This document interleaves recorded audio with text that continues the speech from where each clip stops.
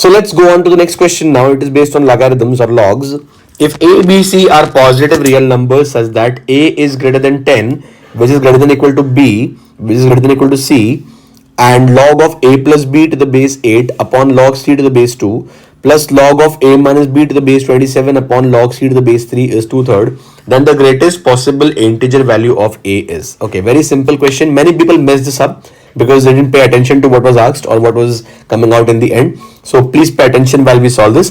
The first part here is log of A plus B to the base 8 in the numerator. Let's write that as log of A plus B to the base 8 can be written as 2 cube divided by denominator is log of C to the base 2 as it is, right?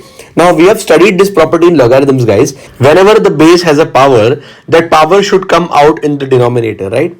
So log of A plus B to the base 2 cube, from that I can take the 3 outside from the power and write this as 1/3 of log of A plus B to the base 2 only.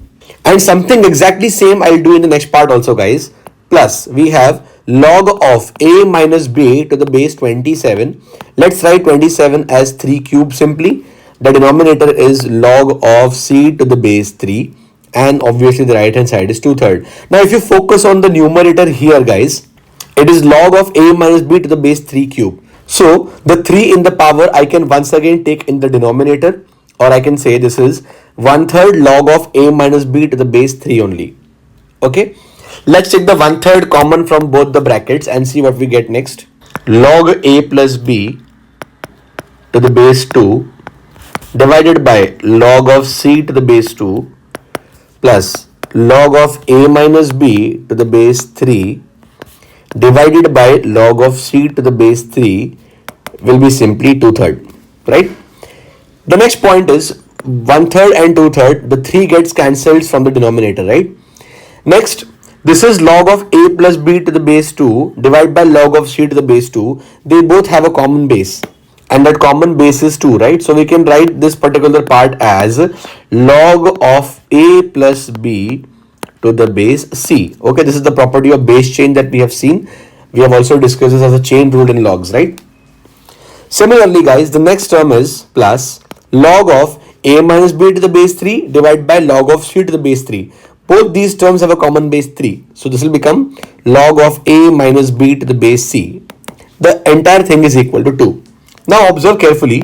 These two terms have the same base C and we have a plus sign, right? So this is like log of x to the base C plus log of y to the base C is equal to 2.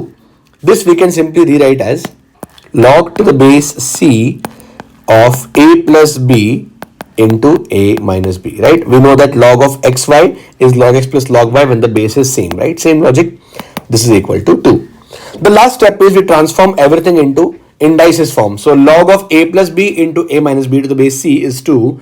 I can write this in the indices form as this term A plus B into A minus B, A plus B into A minus B is equal to C square. Okay, and A plus B into A minus B is also A square minus B square. So I get simply A square minus B square is equal to C square. The last step I can simply write as A square is nothing but B square plus C square, right?